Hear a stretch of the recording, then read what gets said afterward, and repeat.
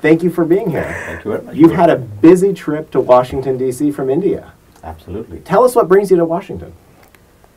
Well, we, as a political party, we thought we must reach out and let people know that we are also in the business of promoting trade and investment and strengthen the relationship between the two countries.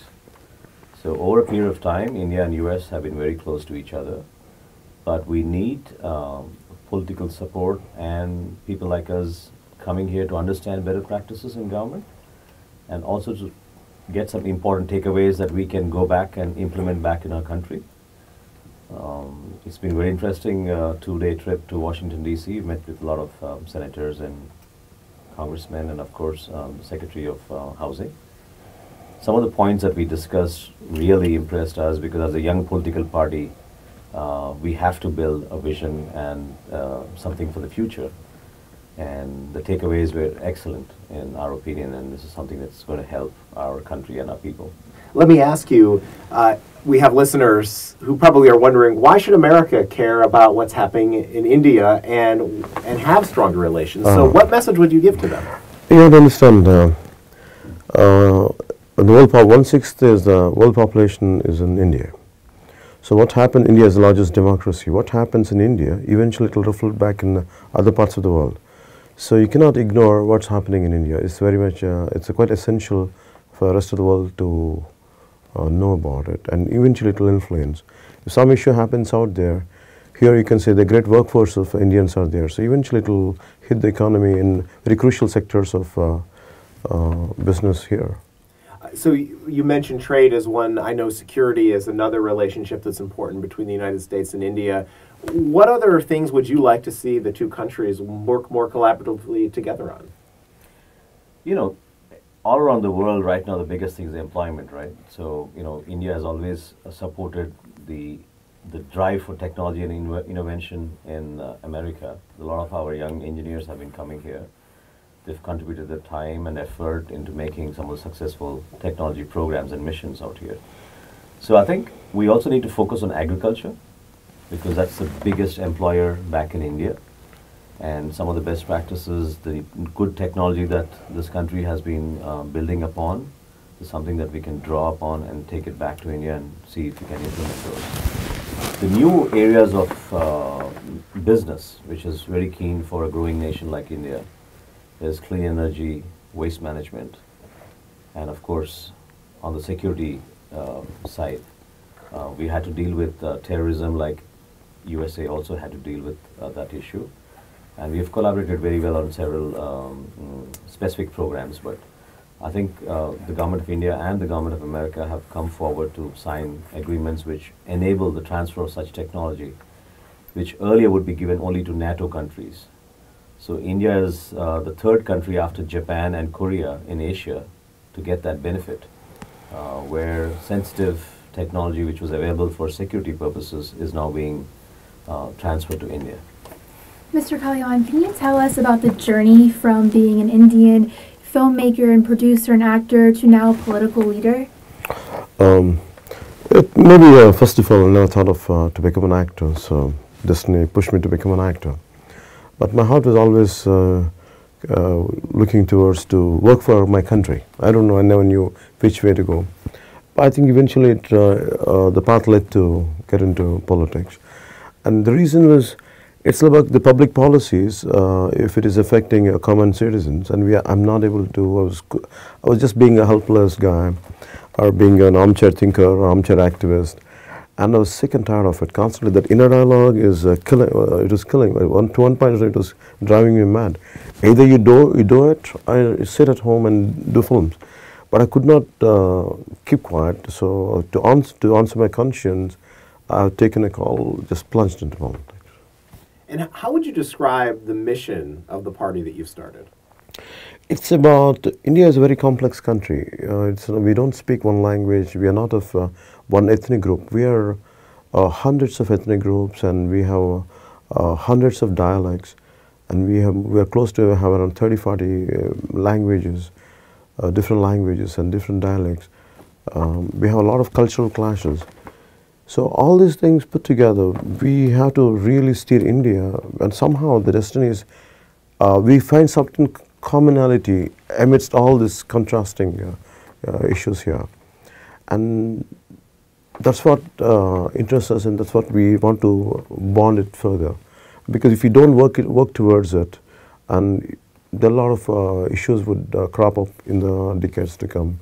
And as a part of our journey, as a part of our commitment, so we brought all this. Now people ignore it, because why a particular issue has to arise, and the states might get divided into smaller segments. So we want to make sure. So we brought all this into one fold, into 7 principles, and to unify. Because you don't, I don't know how much you have an idea about India. I don't know, the rest of the world does not have it. We have a caste system, and we have a religion. We have a regional issues. So we brought everything in together, and also this is one principle we brought into the party, to bind India, and the second would be predominant, development with ecological awareness. So this is the main core which we are looking forward to. This is the fundamental which party was formed. Just to add to what he said, I mean, most of his followers in the movies were the young people of India, and he reflects their aspirations earlier in the movies. So the same thing he had to continue in politics to make them feel confident that there is a person out there who's thinking about us.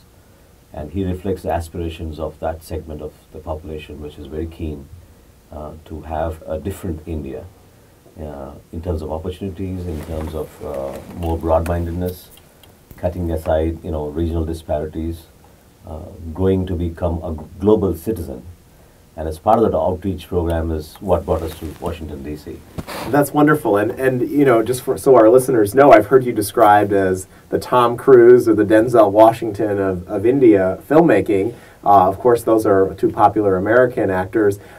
You also mentioned that, if I understood you correctly, that your path into acting wasn't something that you planned out. So how have you been able to because I don't know, right from my childhood, I came from a very small family.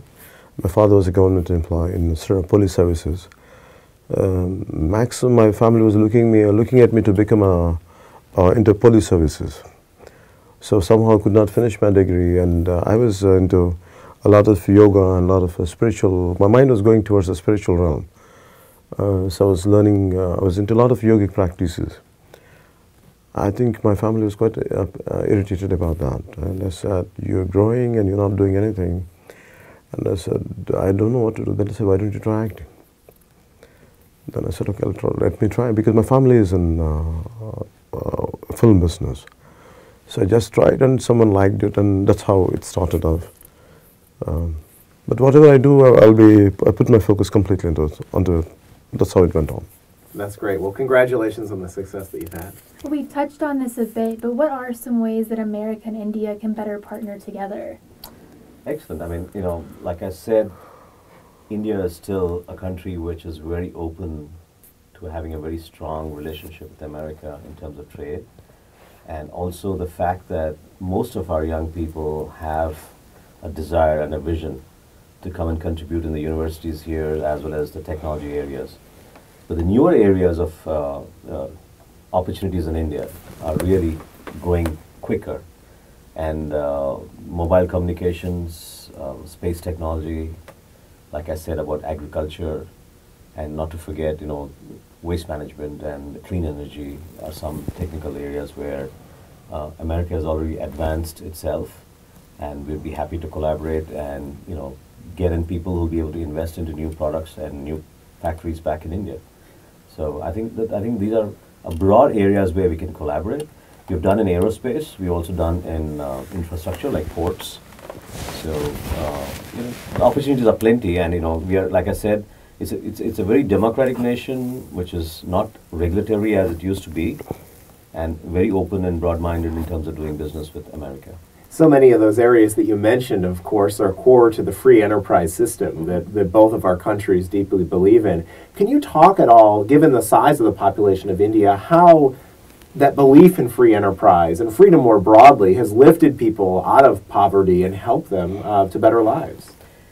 You'll be surprised to know that India has a population of 1 billion today. And both our nations are indeed blessed to be so democratic in their systems. There's a lot of transparency. There's a lot of equality, freedom. This is something that we cherish. This is what the Constitution gave us. And all our citizens work hard towards building up their families and the ecosystem around them. So I think the opportunities are there, but the relationship has to improve even more. We are beyond a stage where we think of local area domination or wars or situations which used to exist in the 1960s or the 70s. Strategically, a partnership is very important between India and America in the Asia-Pacific region. And it's incredibly rewarding for both of our countries to come together and push this partnership further. At a time when President Trump and China are going back and forth on an issue of trade, can you share how we hear all of the contentious nature of what that relationship is? How is President Trump viewed in India, and in terms of relations with this White House in particular? Let me think it. See what the way Donald Trump is viewed in India is like, I think whatever he's doing it for his country. Though it will hurt the interests of Indians, or it will hurt the interests of other nations. But what he's doing is definitely it's good for the U.S. That's how we look at it, because that identity politics is quite high on.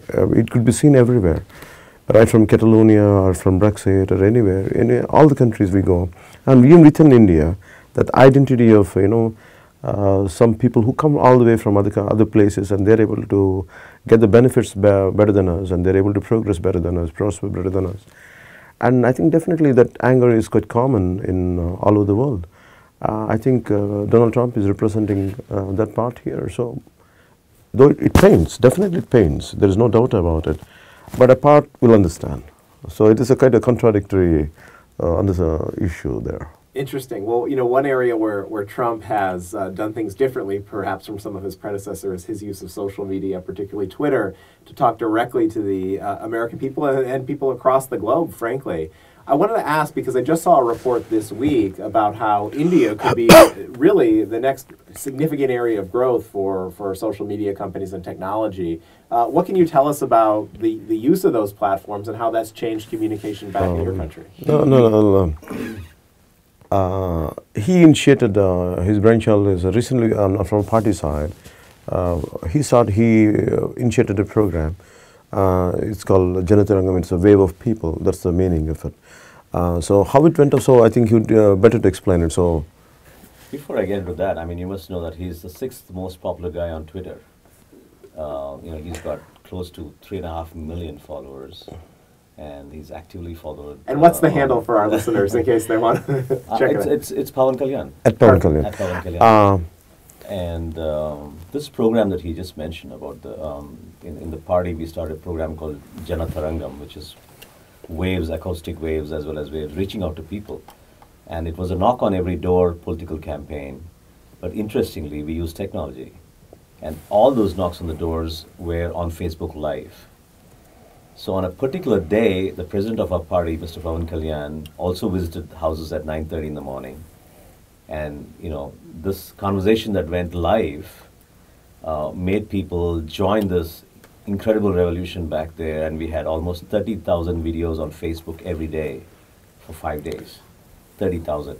And our social media reach figures was just mind-boggling. We did 12 million in 5 days. And we had 396,000 people who uploaded the videos. So it was a tremendous experience.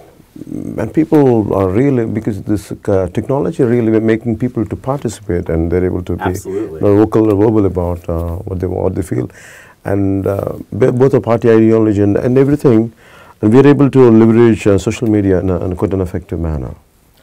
See, the biggest, I wouldn't say the biggest, but our core strength is the youth who follow him and believe his ideology and his fundamental beliefs, values in life. And those are the ones who wanted to express their support of the party in the right way. And social media gave an opportunity for each of them to be part of that process, because as a political party, we may not be able to reach out to every single person.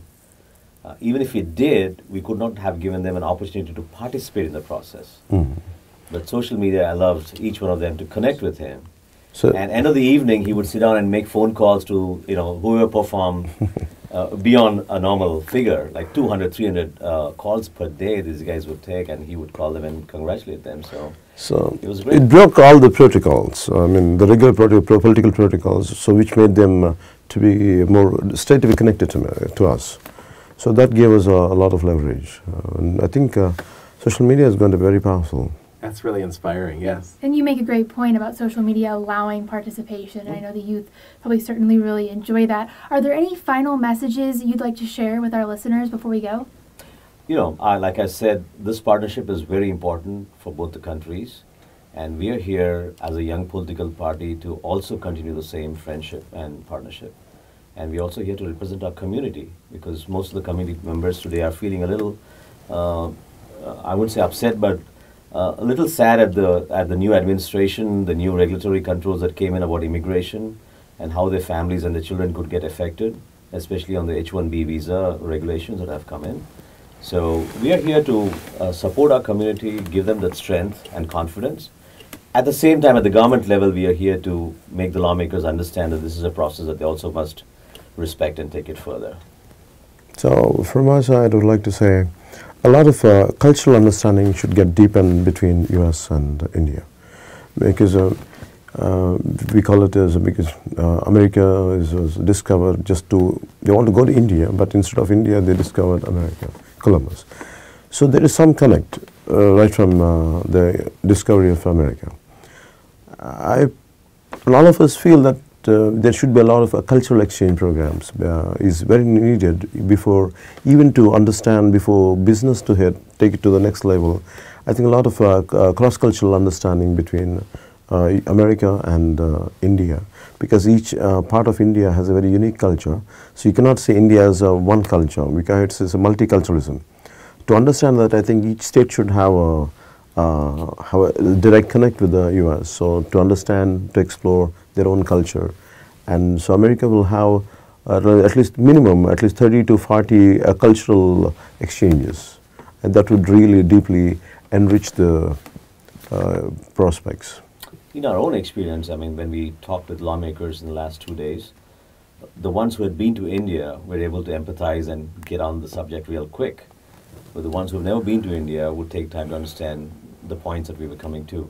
So it makes a great difference. I mean, once we have this exchange programs on a regular basis and people understand our nation and the culture, I think it will be significantly better. Well, it sounds like a good project for the Daily Signal. Maybe Ginny and I can pay a visit to you in India. I know my colleagues from the Heritage Foundation have already. So. We will look forward to that. India really shocks you, because there is a great wealth and a great poverty. At the same time, people don't complain, and somehow they're able to withstand the pain, and the tolerance is quite high.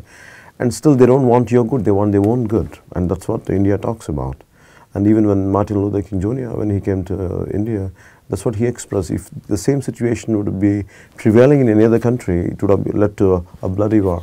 And how come it does not happen in India? I think that's what anyone can learn from India. Amidst all these disparities, how people are still able to smile and go on with their life without a bitterness on their face and without a single complaint. I think that part, if you understand the soul of India, it's very easy to deepen the relationships. That's what I'd like to add on. Well, thanks to both of you for coming and spending time with the Daily Signal, sharing your story, and to our listeners, encourage you to check out the work that they're doing, and we'll continue to follow it. Yeah, thank you both for letting us participate in this program. Thank you very much. Thank you, and I hope you reach out to India in your podcast too, and we'll be happy to support that. And we will make sure it'll go. A lot of Indians will reach out to you. Thank you very much. Great. Thank you.